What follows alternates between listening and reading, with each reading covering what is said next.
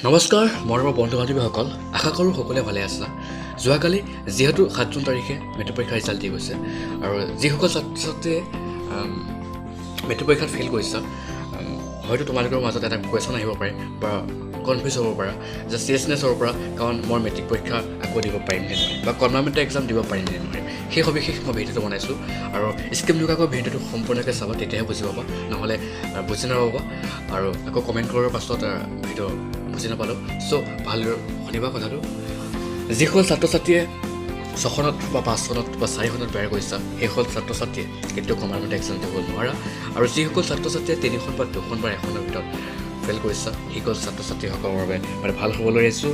যিহেতু compartmental exam 2 মান্থৰ বা 3 মান্থৰ ভিতৰত চেবাই পাতিব আৰু নপতাকৈ নাথাকে। আৰু তোমালোকে এতিয়াও টাইম আছে, যদি এখনত বেয়া আছে এতিয়াৰ পৰা চেষ্টা কৰা, তোমালোকৰ ভাল ৰিজাল্ট হ'ব।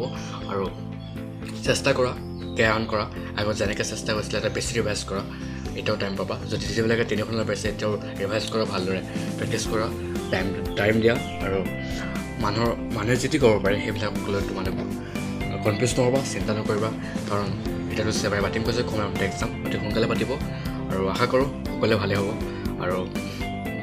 আৰু মই আৰু এটা ভিডিঅ' চিলেবাছ কিমান আহিব সেই সম্পৰ্কে মই এটা ভিডিঅ' বনাম।